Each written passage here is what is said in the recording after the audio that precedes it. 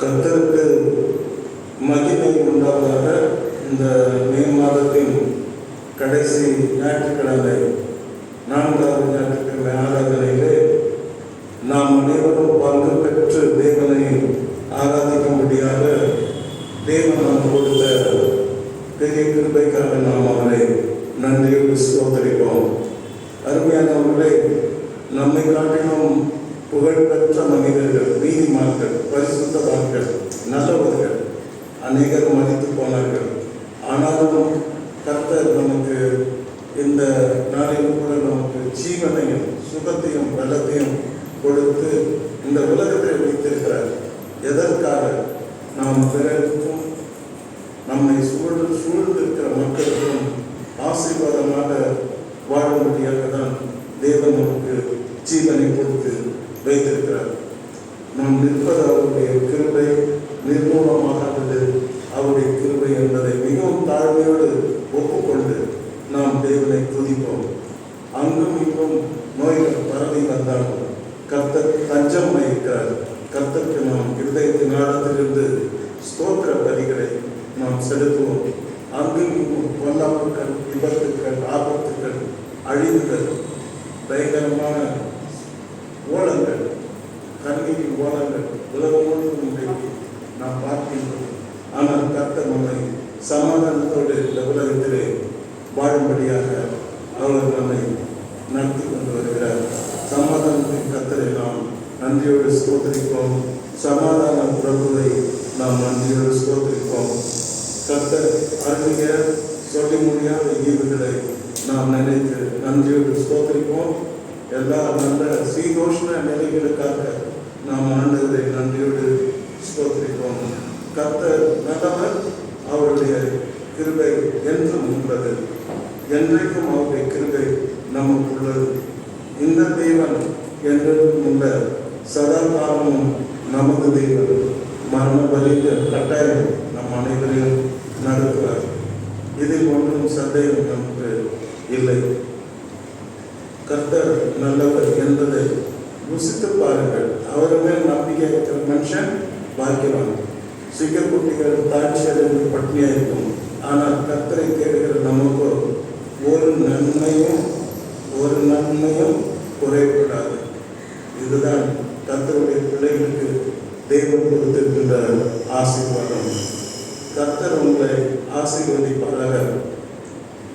இன்றைய தியானத்திற்கு நாம் எடுத்துக்கொண்ட தலைப்பு பரிசுத்த ஆவியானவர் நமக்கு செய்யும் 8 காரியங்கள். முதலாவது பாகத்திலே நாம் படித்தோம், பரிசுத்த ஆவியானவர் சபைகளிலே அவர் சமாதானத்தை கொடுக்கிறார், நமக்கும் சமாதானத்தை கொடுக்கிறார். பரிசுத்த ஆவியானவர் சபைகளிலே பக்தி விருத்தியை கொடுக்கின்றார். தனிப்பட்ட ஒவ்வொரு விசுவாசியும் பக்தி விருத்தி அடையும்படியாக அவர் அருள் செய்கிறார் என்று படித்தோம். மூன்றாவது, கர்த்தருக்கு பயப்படுகிற பயம். கர்த்தருக்கு பயப்படுகிற பயமே எல்லா ஆசீர்வாதத்தையும் கொடுக்கும். அந்த கர்த்தருக்கு பயப்படுகிற பயத்தை பரிசுத்த ஆவியானவர் தான் நமக்கு கொடுக்கிறார் என்று படித்தோம். அடுத்தபடியாக பரிசுத்த ஆவியானவர் திருச்சபையை ஆறுதலோடு நடத்துகிறார். விசுவாசிகளுக்கு அவர் ஆறுதலை கொடுக்கிறவராய் இருக்கிறார் என்று நாம் முதலாவது பாகத்தில் படித்தோம். அருமையானவர்களை, பரிசுத்த ஆவியானவர் நம்மை இறங்கி வரும் பொழுது, நம்மை நிரப்பும் பொழுது நாம் உன்னத பலம் அடைந்து இந்த பூமியிலே அவருக்கு சாட்சியாக நிற்க முடியும். சாட்சியாக நிற்க வைப்பார். அதற்காக நமக்கு உன்னத பலத்தை கற்பிக்கிறார், ஆவியினால் நிரப்புகிறார் என்று நாம் படிக்கின்றோம். நம்மை பலத்தினாலும் வல்லமையினாலும் நிரப்புகிறார் என்று நாம் படித்தோம். மூன்றாவது, எவர்கள் தேவனுடைய ஆவியினால் நடத்தப்படுகிறார்களோ அவர்கள் தேவனுடைய புத்திரராய் இருக்கிறார்கள் என்று நாம் படித்தோம். தேவனுடைய பிள்ளைகளை சாத்தான் நடத்த முடியாது. தேவனுடைய ஆவியானவர் அவர்களை மிகவும் அன்போடு நடத்துகிறார் என்று நாம் படித்தோம். கர்த்தர் உங்கள் அனைவரையும் ஆசீர்வதிப்பதாக. இரண்டாம் பாகத்திலே நாம் என்ன படித்தோம் என்றால், அன்றியும் கிறிஸ்துவை மரித்தோரிலிருந்து எழுப்பினவருடைய ஆவி உங்களில் வாசமாய் இருந்தால், கிறிஸ்துவை மரித்தோரிலிருந்து எழுப்பினவர் உங்களில் வாசமாய் இருக்கிற தம்முடைய ஆவினாலே சாவுக்கேதுவான உங்கள் சரீரங்களை அவர் என்ன பண்ணுவார்? உயிர்ப்பிப்பார். 2 விதமான உயிர்ப்பிப்பை படித்தோம். அக்கிரமங்களிலும் பாவங்களிலும் மரித்தவர்களாயிருந்த உங்களை தேவன் உயிர்ப்பித்தார், உயிர்ப்பிப்பார். நாம் உயிர்ப்பிக்கப்பட்டவர்கள். அடுத்தபடியாக எக்கால சத்தம் அளிக்கும் பொழுது தேவன் நம்மை கிறிஸ்துவுக்குள் மரித்திருந்தாலும் நம்மை உயிரோடு எழுப்பி மறுபடுத்தி மகிமையை எடுத்துக்கொள்வார் என்று நாம் படித்தோம். சாவுக்கு எதுவான நம்முடைய சரீரங்களை அவர் உயிர்ப்பிக்கிறவராக இருக்கிறார். பரிசுத்த ஆவியானவர் நமக்கு எனர்ஜி கொடுக்கிறவராக, heavenly stamina, heavenly energy, heavenly power கொடுக்கிறவராக இருக்கிறார் என்று நாம் போன முறை நாம் படித்தோம். கர்த்தர் உங்களை ஆசீர்வதிப்பதாக. இன்றைக்கு நாம் படிக்கப் போகின்ற பாடம் 3வது பாகம், பரிசுத்த ஆவியானவரை குறித்து. ரோமாபுரியருக்கு எழுதின நிருபம் 8ஆம் அதிகாரம் 26ஆம் வசனம். இந்த வசனத்தை நாம் படித்து பார்க்கும் பொழுது மிக ஆச்சரியமாகவும் வித்தியாசமாகவும் வினோதமாகவும் இருக்கும். அந்தபடி ஆவியானவரை குறித்து இங்கே அழுத்தமாக சொல்லப்படுகிறது. அந்தபடியே பரிசுத்த ஆவியானவர் நமது பலவீனங்களில் நமக்கு உதவி செய்கிறார். நமது பலவீனங்களில் நமக்கு உதவி செய்கிறார். நாம் ஏற்றபடி வேண்டிக் கொள்ள வேண்டியது இன்னதென்று அறியாது இருக்கிறபடியால், நாம் வேண்டிக் கொண்டு வேண்டியது இன்னதென்று அறியாது இருக்கிறபடியால் ஆவியானவர் தாமே வாக்கு கடந்தால பெருமூச்சுகளோடு நமக்காக வேண்டுதல் செய்கிறார் என்று நாம் பார்க்கிறோம். அருமையானவர்களே, பரிசுத்த ஆவியானவர் நமக்குள்ளே வாசமாக இருக்கிறார். பரிசுத்த ஆவியானவர் தங்கியிருக்கிற ஆலயங்களாக நாம் இருக்கிறோம். நம்முடைய சரீரம் தேவனால் பெற்ற சரீரமாக, கொடுக்கப்பட்ட சரீரமாக இருக்கிறது. இந்த சரீரத்திலே வாசம் பண்ணுகிற ஆவியானவர் வாசம் பண்ணுகிறபடிய நாம் தேவனுடைய ஆலயமாக இருக்கிறோம். நமக்குடைய தேவனுடைய ஆவியானவர் வாசம் பண்ணி நம்மை நடத்துகிறார். அது ஒரு பக்கம். ஆனால் அடுத்து என்ன செய்கிறார் என்று பார்க்கும் பொழுது ஒரு ஆச்சரியமான காரியத்தை செய்கிறார். முதல் இந்த வசனத்தில் நாம் பார்க்க வேண்டிய ஒரு சென்டென்ஸ் என்னன்னா, அந்தபடியே ஆவியானவர் நமது பலவீனங்களை நமக்கு உதவி செய்கிறார். நாம் ஏற்றபடி வேண்டிக் கொள்ள வேண்டியது இன்னதென்று அறியாதவர்கள் என்று சொல்கிறார். நாம் எப்படி ஜெபிக்கணும், எதுக்காக ஜெபிக்கணும் சொல்லிட்டு நமக்கு தெரியாது என்று சொல்கிறார். அல்லேலூயா. நாம் ஜெபிக்கலாம். நீங்கள் எல்லாரும் ஜெபிக்கிற பிள்ளைகள், நான் கூட ஜெபிக்கிறேன். ஆனால் ஜெபிப்பது பெருசல்ல. நீங்கள் இன்னபடி ஏற்றபடி வேண்டிக் கொள்ள வேண்டியது இன்னதென்று நீங்கள் அறியாதிருக்கிறீர்கள் என்று பவுல் சொல்கிறார். நாம் ஜெபித்தாலும் எப்படி ஜெபிக்க வேண்டும் என்று தெரியாதவர்களாக இருக்கிறோம். நமக்காகவே நாம் ஜெபிக்கும் போது நமக்கு நாளைக்கு இன்னது தேவை, இன்னது இந்த எந்தபடியாக செல்ல வேண்டும் என்றெல்லாம் சரியாக தெரியாதவர்களாக நாம் ஜெபிக்கிறோமோ, ஏற்றபடி வேண்டிக் கொள்ள வேண்டியது இன்னதென்று அறியாமல் இருக்கின்றோம். பிறருக்காக நாம் ஜெபிக்கும் போது பிறருக்காகவும் நாம் எப்படி ஜெபிக்க வேண்டும் என்று தெரியாதவர்களாகிறோம். நம் தேசத்துக்காக ஜெபிக்கும் பொழுது, அதிகாரங்களுக்காக ஜெபிக்கும் பொழுது, அதிகாரிகளுக்காக ஜெபிக்கும் பொழுது, ராஜாக்களுக்காக ஜெபிக்கும் பொழுது நாம் எப்படி ஜெபிக்க வேண்டும் என்று ஏற்றபடி ஜெபிக்க அறியாதவர்களாய் நாம் இருக்கிறோம் என்று பவுல் இந்த வசனத்திலே அவர் எழுதுகிறார். கர்த்தருடைய பரிசுத்த நாமத்துக்கு ஸ்தோத்திரம். நாளைக்கு நமக்கு என்ன நடக்கும் என்பது நமக்கு தெரியாது. நாளைக்கு எது நம்ம நமக்கு தேவைப்படும் என்று நமக்கு தெரியாது. நமக்கு ஜப குறிப்பு கொடுத்தாலே அவர்களின் ஜப குறிப்புகளை சரியாக அவர்களுக்கு இன்னது தேவை என்பதை நாம் புரிந்து கொண்டு ஜெபிக்க தெரியாதவர்கள். எனவே நமக்கு சரியாக ஜெபிக்க தெரியாது. நாம் ஆவியை ஜெபிக்கும் பொழுது ஆவியானவர் நம்மிலிருந்து சரியாக நம்மை ஜபத்தில் அவர் நடத்துகிறார். அதுதான் இந்த வசனத்தின் பொருள். ஆவியானவர் நம்மிலிருந்து நம் மூலமாக நம்மோடு ஒன்றரை கலந்து அவரையே ஜெபிக்கிறார். பெருமூச்சோடு ஜெபிக்கிறார், பாரத்தோடு ஜெபிக்கிறார், அவர் துக்கத்தோடு ஜெபிக்கிறார், கண்ணீரோடு ஜெபிக்கிறார். இந்தியா ரட்சிக்கப்பட வேண்டும் என்று ஜெபிக்கிறார், உலகம் ரட்சிக்கப்பட வேண்டும் என்று ஜெபிக்கிறார், யுத்தங்கள் ஓய வேண்டும் என்று ஜெபிக்கிறார். எப்படி ஜெபிக்கிறார்? தனியாக நமக்குள்ளே நம்முடைய ஆவியோடு ஆவியார் ஒன்றரை கலந்து வாக்கு கலந்தாத பெருமூச்சலோடு அவர் நம் மூலமாக வேண்டுதல் செய்கிறார். கர்த்தருடைய பரிசுத்த நாமத்துக்கு ஸ்தோத்திரம். இந்த வசனத்தை 3 பிரிவுகளாக பிரிக்கலாம். ஒரு டாபிக் என்ன இருக்குன்னா, ஆவியானவர் நமது பலவீனங்களை உதவி செய்கிறார். நாம் பலவீனமான மக்கள், ஜெபிக்கிறோம், ஆனால் சரியாக ஜெபிக்க தெரியாத பலவீனமான மக்கள் என்று சொல்கிறார். இரண்டாவது, நமக்காக வாக்குத்தலங்க பெருமூச்சுகளோடு பரிசுத்த ஆவியானவர் நமக்குள்ளே இருந்து அவர் ஜெபித்துக் கொண்டிருக்கிறார்.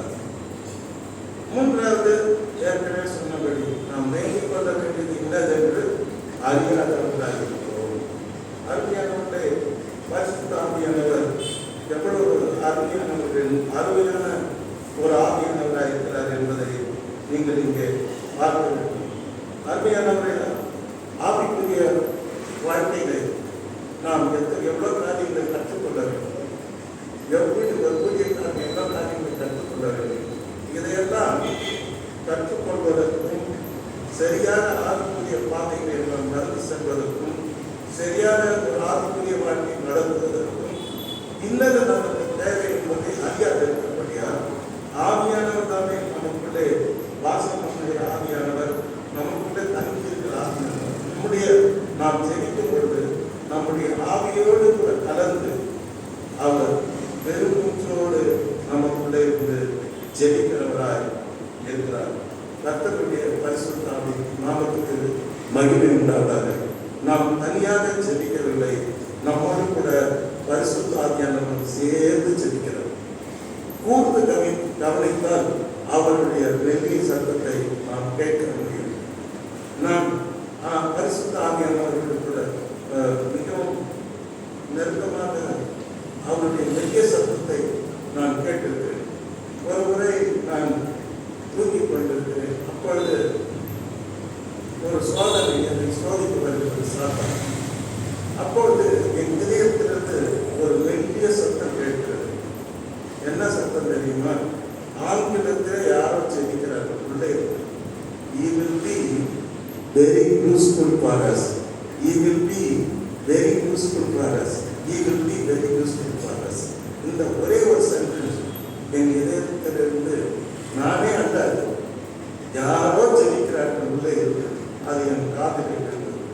நான் தூக்கிக் கொண்டு ஒரு சோதனை வருகிற அந்த கனவையும் பார்க்கிறேன். இந்த ஜெபிக்கிற அந்த நிர்தேசத்தையும் காதில் கேட்கிறேன். தேவன் என்ன சொல்கிறார் என்றால், இந்த மனிதன் நம் மிகவும் பயனுள்ளவனாக இருப்பார். அத்தனை வயசு ஒரு 23. இதற்கு வெரி யூஸ்ஃபுல். இந்த பீரியட் வரப்போகிற நாட்களில் அவன் பெரியவனாகின்ற நாட்களில் நமக்கு ராஜ்யத்துக்கு மிகவும் பயனுள்ள ஒரு பாத்திரமாக இருப்பான் என்று ஆவியானவர் எனக்குள்ளே இருந்து ஜெபிக்கிற சத்தத்தை நான் கேட்டு மிகவும் ஆச்சரியப்பட்டேன். ஆவியானவரின் சத்தத்தை நான் கேட்டிருக்கின்றேன். ஆவியானவருடைய ஏவுதலை நான் அனுபவித்திருக்கின்றேன். இப்படி எந்த வழியிலே செல்ல வேண்டும், எதை நான் செய்ய வேண்டும், எதை செய்யக்கூடாது என்று அவர் ஏவி நடத்துகிறது. அவருடைய சத்தத்தை கேட்ட அனுபவம் எனக்கு நன்றாக இருக்கிறது. கர்த்தர் நம்முடைய ஆவியோடு இணைந்து பெருமூச்சோடு வாக்குக்கடங்காத பெருமூச்சோடு நமக்காக அவர் வேண்டுதல் செய்கிறார், பிறருக்காகவும் அவர் வேண்டுதல் செய்கிறார் என்று நாம் பார்க்கிறோம். அடுத்தபடியாக நாம் பரிசுத்த ஆவியானவரை குறித்து படிக்கும் பொழுது யோவான் எழுதின சுவிசேஷம் 16ஆம் அதிகாரம் 8ஆம் வசனத்தில் ஆண்டவர் இயேசு கிறிஸ்து பரிசுத்த ஆவியானவரை குறித்து சொல்லுவார். அவர் யார் நான் போன பிற்பாடு பரிசுத்த ஆவியானவர் பாவத்தை குறித்தும்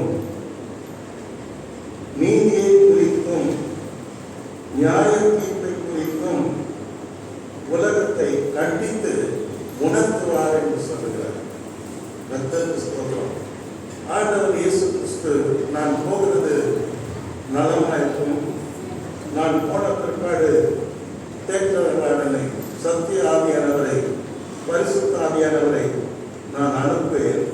அவர் என்ன செய்வார் இந்த உலகத்தில், நாம் திரும்ப வருகிற வரைக்கும் இந்த உலகத்தில் அவர் என்ன செய்வார்? திருச்சபையில மாத்திரமல்ல, இந்த உலகத்திலே அவர் என்ன செய்வார் என்று அவர் சொல்லும் பொழுது பாவத்தை குறித்தும் நீதியை குறித்தும் நியாயத்தை குறித்தும் உலகத்தை கண்டித்து உணர்த்துவார். பரிசுத்த ஆவியானவருடைய வேலை என்னன்னா ஆசீர்வதிக்கிறது தான் அவருடைய வேலை அல்ல. முதல் வேலையை பாவத்தை குறித்து அவர் கண்டித்து உணர்த்துவார். திருச்சபை மக்களை மாத்திரமல்ல, உலகத்தை என்று சொல்லுகிறார். உலகத்தை அவர் கண்டித்து உணர்த்துவார் என்று சொல்லுகிறார். இன்றைக்கு உலகம் முழுவதும் ஊழியம் செய்கிற பரிசுத்தவான்களை நோக்கி பார்க்க முடியும். அவர்கள் மூலமாக, தொலைக்காட்சி மூலமாக, புத்தகங்கள் மூலமாக, பாடல்கள் மூலமாக, தீர்க்கதரிசிகள் மூலமாக, பாஸ்டர்கள் மூலமாக, கர்த்தருடைய அநேக சுவிசேஷங்கள் உலகமும் இன்றைக்கு அவர்கள் பாவத்தை குறித்தும் நீதியை குறித்தும் நியாயத்தை குறித்தும் இந்த உலகத்தை கண்டித்து உணர்ந்து கொண்டிருக்கிறார்கள். பரிசுத்த ஆவியானவர் எங்கே இருக்கிறார்கள் அங்கே பாவம் கண்டித்து உணர்த்தப்படுகிறது. அல்லேலூயா. அங்கே அதை தான் சொல்லுகிறார். இன்னைக்கு உலகத்தை நாம் பார்க்கும் பொழுது நோவாவின் நாட்களை விட மிக மோசமாக இருக்கிறது. இது நான் சபையில் இருக்கின்றேன், நீங்களும் ரொம்ப தேவனுடைய பிள்ளைகள், உங்கள் மத்தியில் நான் சொல்லக்கூடாத நிறைய விஷயங்கள் இருக்கிறது. உலகத்தை பற்றி, உலகம் செய்கின்ற அந்த பாவ வாழ்க்கையை பற்றி பார்க்கும்போது மிகவும் பயங்கரமாக இருக்கிறது. லோகத்தின் நாட்களில் கூட அப்படி நடந்ததா என்பது கேள்விக்குறி. நோவாவின் நாட்களில் இப்படி நடந்தா என்றால் கேள்விக்குறி. அரசாங்கமே மக்கள் பாவம் செய்வதற்கு சட்டங்களை இருக்கிறது. இங்கே இந்தியாவில் மாத்திரமல்ல, உலகம் முழுவதும் யூரோப்பியன் கண்ட்ரிஸ் இருக்க சட்டங்கள்லாம் பார்த்தா நீங்க செத்து போயிடுவீங்க. ஏன்னா நம்ம இந்தியன்ஸ் தமிழ்நாடுலாம் ரொம்ப கிளீன் பீப்புள். ஓரளவு பார்த்தீங்கன்னா மெஜாரிட்டி எந்த இனமாக இருந்தாலும் கொஞ்சம் கிளீனாக இருப்பாங்க.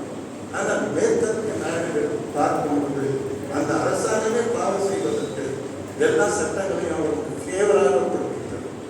நீங்க எந்த பாவம்னா பண்ணலாம், நீங்க எதை வேலை செய்யலாம், நாங்கள் கேட்க மாட்டோம். சட்டம் கேட்கப்பட்டு சட்டத்தின் கீழே அவர்கள் பாவம் செய்கிறார்கள். அதான் மேற்கத்திய நாடுகள். அது கொஞ்சம் கொஞ்சம் பரவி இப்ப கிழக்கத்திய நாடுகளில் வருகிறது. இந்தியாவில் தான் அது ஒரு அப்படி ஒரு நோய் பரவது மாதிரி உலகம் முழுவதும் இப்போது பரவி கொண்டு வருகிறது. எங்கு பார்த்தாலும் உலகத்திலே பாவத்தின் சத்தம், பாவத்தின் கோபம், பாவத்தின் உண்டாகிற கொலைகள், கொள்ளைகள், நிறைய பாவங்கள். இதெல்லாம் நான் சொல்றதுக்கு என்னால முடியாது. எனக்கு அந்த வாசம் வராது, இருக்காது, இடம் கிடையாது. நீங்கள் சுருக்கமாக புரிஞ்சுக்கணும். ஆனால் இந்த உலகம் பாவத்திலே மூழ்கி பாவத்தில் நீச்சல் அடித்துக் கொண்டிருக்கிறது. இப்போ இந்த உலகத்தை உலக ரட்சகராக இயேசு வந்தார், உலக மீட்பராக இயேசு வந்தார், பாவிகளை ரட்சிக்க இயேசு கிறிஸ்து இந்த உலகத்தில் வந்தார். ஆமாவா இல்லையா? உலகத்தின் பாவத்தை சுமந்து தீர்க்கிற தேவர் ஆண்டவர் வந்தார். உலகத்துக்காக அவர் தன் ஜீவனை கொடுத்திருக்கிறார். ஆகவேதான் இந்த உலகத்துக்கு பாவத்திலே அது மூழ்கி கிடக்கிற இந்த உலகத்துக்கு மீட்பு பொருளாக தன் ஜீவனை கொடுத்தார். ஆகவேதான் பரிசுத்த ஆவியானவர் பாவத்தை விட்டு மனம் திரும்பி ஆண்டவரை நோக்கி பார்க்கும் பொழுது உங்களுக்கு பாவம் மன்னிக்காக ரட்சிப்பை அவர் அளிக்கின்றார். அவரால் என்று வேற ஒருவரால் ரட்சிப்பில்லை என்று இன்றைக்கு உலகம் முழுவதும் கர்த்தருடைய ஊழியக்காரர்கள் மூலமாக பரிசுத்த ஆவியானவர் பாவத்தை குறித்து கண்டித்து நடத்துகிறார். ஒரு நல்ல ஊழியக்காரர் யாருன்னா ஆசீர்வாதத்தை பற்றி பேசுகிறவன் அல்ல, டான்ஸ் ஆடுகிறவன் அல்ல, அல்லது கூத்தடிக்கிறவன் அல்ல. யார் ஒரு ஊழியக்காரன் பாவத்தை கண்டித்து உணர்த்துகிறானோ அவன் தான் உண்மையான ஊழியர். நீ செய்த தப்பு. நீங்கள் பழைய ஏற்பாட்டு புத்தகத்தை பாருங்கள், புதிய ஏற்பாட்டு புத்தகத்தை பாருங்கள், எங்க பார்த்தாலும் பாவத்தை கண்டித்து உணர்த்துவதை நாம் பார்க்கலாம். ஆனால் இன்றைக்கு இருக்கிற ஊழியம், நடக்கின்ற ஊழியங்கள் தலைகீழாக இருக்கிறது. அருமையானவர்களே, அவர் பாவத்தை குறித்து கண்டித்து உணர்த்துகிறவராக இருக்கிறார். தாவீது அவர் பெரிய பாவம் செய்திருக்கிறார். அப்ப அவர் ஜெபிப்பார். சங்கீதம் 53 பாருங்க, என் அக்கிரமம் நீங்க என்னை முற்றிலும் கழுவி என் பாவமர என்னை சுத்திகரியும் என்று சொல்கிறார். அருமையானவர்களே, இங்கே அவர் பாவத்தை பரிசுத்த ஆவியானவர் உணர்த்துகிறார். அவன் பரிசுத்த ஆவியானவர் எப்படி உணர்த்துகிறார் என்றால், நாத்தான் தீர்க்கதரிசி என்ற ஒரு தீர்க்கதரிசி மூலமாக அவன் உணர்த்துகிறார். அப்பொழுது அவன் பரிசுத்த ஆவியானவர் மூலமாக அவன் உணர்வடைகிறான். அப்ப அவன் சொல்றான், அறிக்கையிடுறான், உணர்த்தப்பட்ட அவன் என் மீறுதல்களை நான் அறிந்திருக்கிறேன், என் பாவம் எப்பொழுதும் எனக்கு முன்பாக நிற்கிறது. தேவனே, ஒருவருக்கே விரோதமாக நான் பாவம் செய்தேன், என்னை மன்னிக்கணும், எனக்கு சுத்த இதயத்தை கொடுங்க, நிலைவரமான ஆவியை கொடுங்க, ரட்சணை சந்தோஷத்தை கொடுங்க, உற்சாகமான ஆவியை கொடுங்க, என் பாவத்தை மன்னிக்க ஐயம் சிலர். இதை உணர்த்தினவர் யார் என்றால் யாரும் இல்லை, பரிசுத்த ஆவியானவர். யார் மூலமாக உணர்த்தினார் என்றால் ஒரு தீர்க்கதரிசி, சாதாரண நாட்கான தீர்க்கதரிசி, சாதாரண தீர்க்கதரிசி மூலமாக கர்த்தர் வந்து அவனோடு கூட பேசுவார். வார்த்தைகள் மூலமாக பேசி அவனை உணர்த்தி அவனை மறுபடியும் பழைய நிலைக்கு அவனை கொண்டு வருவதை நாம் பார்க்கிறோம். இந்த உலகத்தை வந்திருக்கிற பரிசுத்த ஆவியானவர் இந்த உலகத்தை பாவத்தை குறித்து கண்டித்து உணர்த்தவை அவர் இந்த உலகம் முழுவதும் அசைவாடி கொண்டிருக்கிறார். திருச்சபையை அசைவாடி கொண்டிருக்கிறார். நம்மை அவர் நிரப்பியிருக்கிறார் என்பதை நாம் புரிந்து கொள்ள வேண்டும். கர்த்தர் உங்களை ஆசீர்வதிப்பார். முதலாவது, அவர் பாவத்தை குறித்து கண்டித்து உணர்த்துவார். இரண்டாவது, நீங்கள் பார்க்கும் பொழுது நீதி குறித்தும் இந்த உலகத்தை கண்டித்து உணர்த்துவார். நீதியை குறித்து இந்த உலகத்தை, பாவத்தை குறித்து முதலாவது கண்டித்து உணர்த்துவார். இரண்டாவது, நீதியை குறித்து இந்த உலகத்தை கண்டித்து உணர்த்துவார். இந்த உலகத்தில் நீதி இருக்குதா அப்படின்னா நீதி இல்லை. நியாயம் இருக்குதா? நியாயம் இல்லை. தர்மம் இருக்குதா? தர்மம் இல்லை. நிச்சயமா இல்லை. ஆகவேதான் இதை இந்த நீதியுள்ள வாழ்க்கையை ஒரு மனிதனை கொண்டு வர பரிசுத்த ஆவியானவர், ஆனால் பரிசுத்த அநீதியுள்ள ஒரு மனிதனை நீதியுள்ள வாழ்க்கைக்கு கொண்டு வருவதற்கு பரிசுத்த ஆவியானவரால் தான் முடியும். நீ அநீதியுள்ளவன் என்பதை உணர்த்த பரிசுத்த ஆவியானவரால் தான் முடியும். எந்த மனிதனும் தன் அநீதியை ஒப்புக்கொள்ள மாட்டான், ஏற்றுக்கொள்ள மாட்டான். அன்லஸ் அதர்வைஸ் பரிசுத்த ஆவியானவர் உணர்த்தினாலே போடிய எங்கு பார்த்தாலும் அநீதி காணப்படும் காலம். மனவேதனைப்பட்டு நீதி நிறைவேற உலகத்தில் இருக்க எல்லா ஊழியக்காரர்களும் இன்றைக்கு உழைக்க வேண்டும் என்று அறைகூவல் பரலோகத்திற்கு விடப்படுகிறது. நீதி ஜனத்தை உயர்த்தும், பாவமும் எந்த ஜனத்துக்கும் நிகழ்ச்சி என்று நீதிமொழிகளிலே எழுதுகிறார். நீதிமொழிகள் 14ஆம் அதிகாரம் 34வது வசனம். நீதி ஒரு ஜனத்தை உயர்த்தும். நீதியுள்ள வாழ்க்கை. நீதினா என்ன? அநீதிக்கு எதிரானது நீதி. ஒவ்வொரு வாழ்ந்து தேவனுக்கு பயந்து ஒரு நீதியுள்ள வாழ்க்கையை நாம் வாழ வேண்டியது அவசியம். நாம் மாத்திரமல்ல, தேசம் முழுவதுமே ஒவ்வொரு தேசமும் நீதியுள்ள வாழ்க்கை வாழ வேண்டும். நீதிதான் ஒரு தேசத்தை வளர்க்கும், ஒரு சமுதாயத்தை வளர்க்கும், ஒரு ஜனக்கூட்டத்தை வளர்க்கும். பாவம் என்ற ஜனக்கூட்டம் நிகழ்ச்சி என்று நீதிமொழிகள் 14:34 எழுதப்பட்டிருக்கிறது. தேவனுடைய வார்த்தை சொல்கிறது. அருமையானவர்களே, நீதி என்றால் என்ன? கர்த்தரை விசுவாசிப்பது நீதி. ஆபிரகாம் கர்த்தரை விசுவாசித்தான், அது நீதியாக எண்ணப்பட்டது. அவன் பாவ மன்னிப்பாகிய ரட்சிப்பது விசுவாசத்தினாலே கிடைத்தது. பழைய காலத்திலே கர்த்தருடைய பரிசுத்த நாமத்துக்கு ஸ்தோத்திரம். அருமையானவர்களே, நீதி தேவியாரும் புஸ்தகம் 19ஆம் அதிகாரம் 15வது வசனத்தை நாம் படித்து பார்க்கும் பொழுது, நீதிபதிகளுக்கு ஆண்டவர் கட்டளை கொடுத்தார். நமக்கு நீதிபதிகள் இருக்கிறார்கள், ஹைகோர்ட்டில் இருக்கிறார்கள், சுப்ரீம் கோர்ட்டில் இருக்கிறார்கள், சின்ன சின்ன கோர்ட்டுகள் இருக்கிறது, எக்மோர் கோர்ட்டு, பாரிஸ் கோர்ட்டு, எல்லா இடத்துக்கும் நீதிபதிகள் இருக்கிறார்கள். என் நண்பர் கூட பக்கத்தில் இருந்தார், அவர் கூட நீதிபதியாக இருக்கிறார். அருமையானவர்களே, நீதிபதிகளுக்கு கர்த்தர் ஆலோசனை கொடுக்கிறார். நியாய விசாரணையில் அநியாயம் செய்யாதிருங்கள், சிறியவனுக்கு முகதாட்சண்யம் செய்யாமலும், பெரியவனுடைய முகத்துக்கு அஞ்சாமலும், நீதியாக பிறருக்கு நியாயம் தீர்ப்பாயாக என்று சொல்கிறார். அதாவது நியாயத்தீர்ப்பு நீதியாக இருக்கணும்னு சொல்லிக் கொடுக்கிறார். யார் சொல்லிக் கொடுக்கிறது? நியாயாதிபதிகளை கடவுள் எச்சரிக்கிறார். ஒரு நியாயாதிபதி நீதியுள்ள தீர்ப்பு கொடுக்காமல் அநீதியான ஒரு தீர்ப்பை கொடுத்தால் கர்த்தர் அவரை விசாரிப்பார். கர்த்தருடைய பரிசுத்த நாமத்துக்கு ஸ்தோத்திரம். தேவனை குறித்து யோபு பேசும்பொழுது, தேவன் நியாயத்தையும் நீதியும் புரட்டி போடுவாரோ, சர்வ வல்லவர் நீதியை புரட்டி போடுவாரோ? நாம் ஆராதிக்கிற தேவன் நீதியை புரட்டி போடாத தேவன், நீதி உள்ள தேவன். அவர் நீதியாக அவர் இன்றைக்கு ஒவ்வொருவரையும் அவர் விசாரிப்பார். நீதியும் நியாயமும் என்று செய்வார்.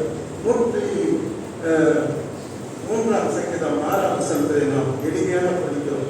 ஒடுக்கப்படுகிற யாவருக்கும் கர்த்தர் நீதியையும் நியாயத்தையும் செய்கிறார். இன்றைக்கு அனைவரும் ஒடுக்கப்படுகிறார்கள். காரணம் இல்லாமல் குடும்பத்திலே ஒடுக்கப்படுகிறவர்கள் இன்றைக்கு உண்டு. காரணம் இல்லாமல் ஒரு ஆபீஸில் ஒடுக்கப்படுகிறவர்கள் உண்டு. காரணம் இல்லாமல் இந்த சமுதாயத்தால் ஒடுக்கப்படுகிறவர்கள் உண்டு. காரணம் இல்லாமல் அரசாங்க சட்டத்தால் ஒடுக்கப்படுகிறவர்கள் உண்டு. ஆனால் ஒடுக்கப்படுகிற யாவருக்கும் கர்த்தர் நீதியையும் நியாயத்தையும் செய்கிறார். கர்த்தர் தாம் உண்டாக்கின மனிதர்களை அவர் அனாதையாக விட மாட்டார். அவர் ஒடுக்கப்படும் பொழுது அந்த இடத்துக்கு அவரே வந்து நீதியும் நியாயத்தையும் செய்வார் என்று பார்க்கிறோம். அருமையானவர்களை, நீதியுள்ள வாழ்க்கை, நாம் நீதிக்கு எதிரானது அநீதி உங்களுக்கு தெரியும். நீதியுள்ள வாழ்க்கை குறித்து பைபிள் சொல்லும்போது, நீதியுள்ள வாழ்க்கை அது கர்த்தருக்கு செலுத்துகின்ற ஒரு பலி போன்றது. நாம் ஸ்தோத்திரம் பண்ணுகிறோம், பாடுகிறோம், ஆராதிக்கிறோம், அதெல்லாம் ஒரு பலிகள் தான். ஆனால் நீதியுள்ள வாழ்க்கையும் கர்த்தருக்கு பலி செலுத்துகிற ஒரு பலியாக இருக்கிறது என்று நீதிமொழிகளிலே சங்கீதக்காரன் 4ஆம் அதிகாரம் 5ஆம் வசனத்தை சொல்லுகிறார். தாவீது நீதி பலிகளை செலுத்தி கர்த்தர் மேல் நம்பிக்கையாயிருக்கிறது. நீங்கள் நீதியுள்ள வாழ்க்கை செய்து கர்த்தர் மேல் நம்பிக்கை, அநீதியுள்ள வாழ்க்கை செய்து கர்த்தர் மேல் நம்பிக்கையாயிருக்குன்னு சொல்லலாம். நீதியுள்ள வாழ்க்கை செய்து கர்த்தர் மேல் நீங்க எப்படி இருங்க நம்பிக்கை, அதுதான் நீங்க செலுத்துற நல்ல பலிகள் என்று சொல்கிறார். ஏனென்றால் நாம் ஆராதிக்கிற தெய்வம் நீதியுள்ள தெய்வமாக இருக்கிறார். சங்கீதம் 4:1 படிக்கும் போது என் நீதியின் தேவனே என்று சொல்கிறார். One of the character, one of the attributes of God, தேவனுடைய ஒரு சுபாவம் நீதிக்கு தான் அவர் தலை ஆசைப்படுகிறார். அநீதிக்கு அவர் ஒரு நாள் துணை போக மாட்டார். துன்மார்க்கனுக்கும் தேவனை அறியாதவர்களுக்கும் தேவனை விட்டு விலகி போகிறவர்களுக்கும் அநீதியிலே கிடைத்தவர்களுக்கும் ஒரு ஆசீர்வாதம் கொடுக்க மாட்டார். நீதியுள்ள மக்களை அவர் அவர் ஜபத்தை கேட்கிறார், அவருடைய ஆசீர்வதிக்கிறார். ஆக தேவனுடைய சுவாபம் என்னன்னா நீதி, நீதி தான். கர்த்தருடைய பரிசுத்த நாமத்துக்கு மகிமை உண்டாவதாக. அருமையானவர்களே, நீதி என்பது தேவனுடைய கட்டளைகளை நிறைவேற்றுவது. யோவான் ஸ்நானத்தின் நிலத்தில் ஆண்டவர் ஞானஸ்நானம் பெறுவதற்கு வருவார். அவன் கர்த்தராயிற்று, நான் எப்படி ஞானஸ்நானம் கொடுப்பேன்? ஆண்டவரே, நீர் தேவன் கொண்டாங்க, உலகத்தின் பாவத்தை சுமந்திருக்கிற தேவாட்சி, நான் எப்படி உங்களுக்கு ஞானஸ்நானம் கொடுக்க முடியும்? தடை செய்யும்போது அவர் சொல்வார், தடை செய்யாதே, இப்படி நாம் எல்லா நீதியையும் நிறைவேற்ற வேண்டியது நமக்கு ஏற்றதாக இருக்கிறது. அதாவது ஆண்டவருடைய சட்ட திட்டங்கள், கட்டளைகளை, நியாயங்களை, வசனங்களை அவர் சொன்ன எல்லாவற்றையும் நாம் கைகொள்ளும் பொழுது நாம் நீதியுள்ள வாழ்க்கை செய்கிறது. அதைதான் ஆண்டவர் அங்கே சுட்டி காட்டுகிறது. இப்படி நாம் எல்லா நீதியும் நிறைவேற்ற வேண்டும். ஞானஸ்நானம் எடுத்து ஒரு கட்டளை நிறைவேற்றுகிறேன், அதுக்கு நீதி நிறைவேற்று. அப்படிதான் ஒவ்வொரு வசனத்தையும் நாம் கைகொள்ளும் பொழுது நாம் நீதி உள்ள வாழ்க்கை செய்கிறோம், நீதியை நாம் நிறைவேற்றுகிறோம் என்பதை கொஞ்சம் கூட சந்தேகமே இல்லை. அருமையான இன்றைக்கு அநேக நல்ல மனிதர்கள் உலகத்திலே, நல்ல விசுவாசிகள், தேவனுடைய பிள்ளைகள் இருக்கிறார்கள். அவர்களை குறித்த ஆண்டவர் மலை பிரசனத்தில் என்ன சொன்னார்? நீதியின் மேல் பசித்தாகம் உள்ளவர்கள் பாக்கியவான்கள், அவர்கள் திருப்தி அடைந்தார்கள். நீதி என்னன்னா ஒரு பசித்தான், நான் இப்படித்தான் வாழணும், நான் இப்படித்தான் போகணும், நான் இப்படிதான் செய்யணும். ஒரு நீதியுள்ள வாழ்க்கைக்காக பசியாக காரணமாக இருக்கிற விசுவாசிகள் இருக்கிறார்கள். அநீதி எதிர்த்து போராடுறவர்கள் இருக்கிறார்கள். அநீதியை எதிர்த்து மறிக்கிறவர்கள் இருக்கிறார்கள். அநீதியை எதிர்த்து அவமானப்படுகிறவர்கள் இருக்கிறார்கள். அநீதியை எடுத்து யுத்தம் பண்ணுகிறவர்கள் இருக்கிறார்கள். கர்த்தருக்கு ஸ்தோத்திரம்.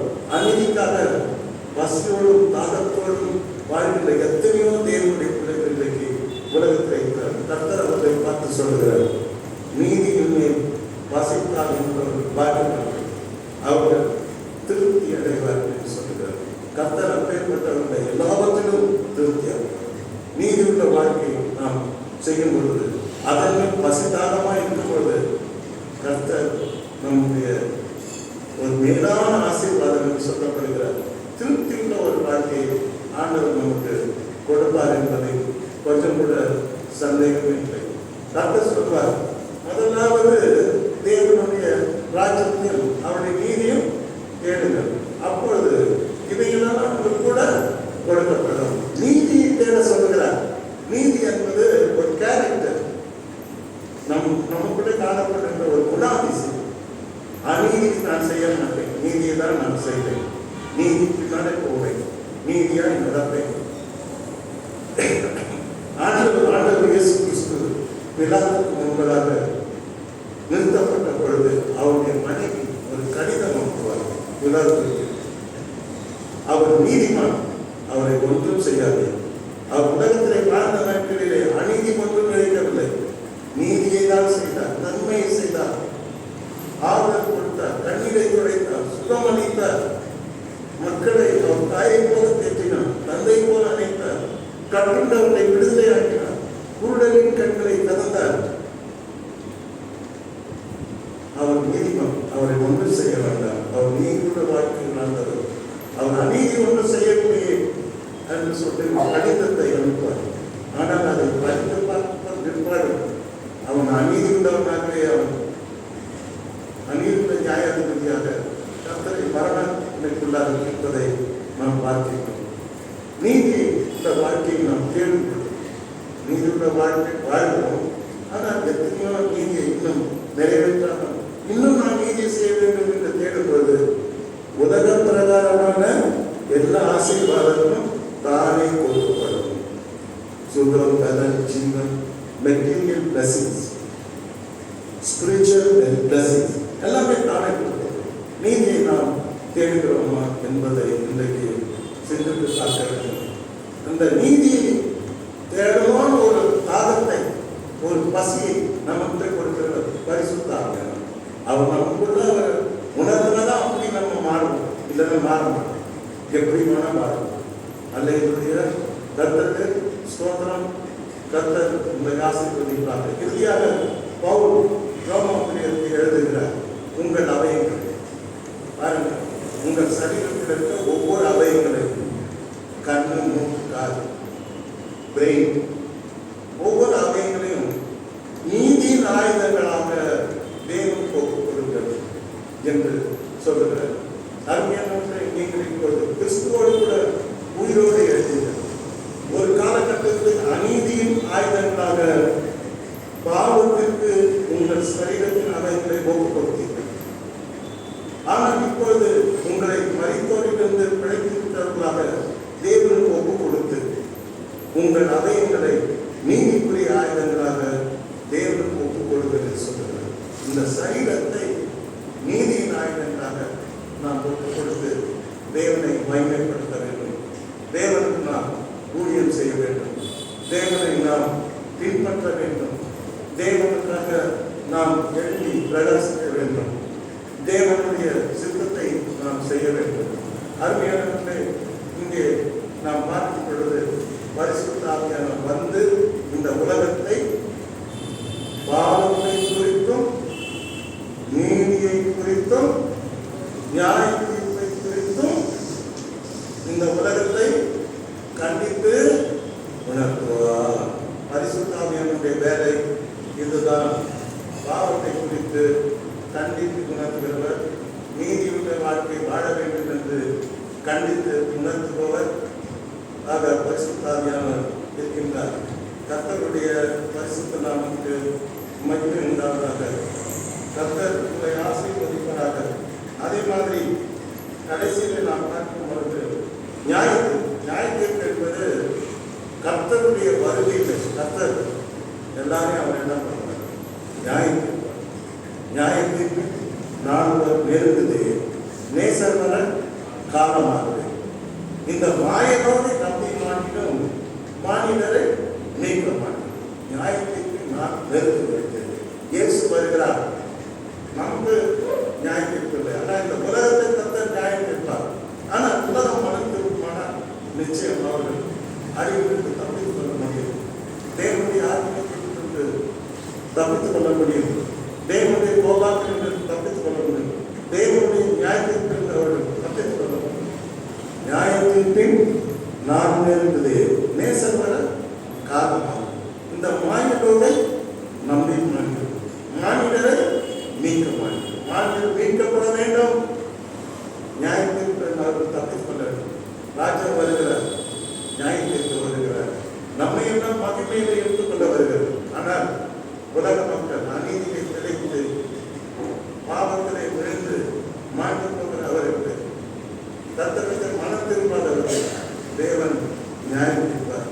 அருமையானவர்களே, அவர் வந்து பாவத்தை குறித்தும் நீதி குறித்தும் நியாயத்தை குறித்தும் உலகத்தை கண்டித்து உணர்த்துவார்.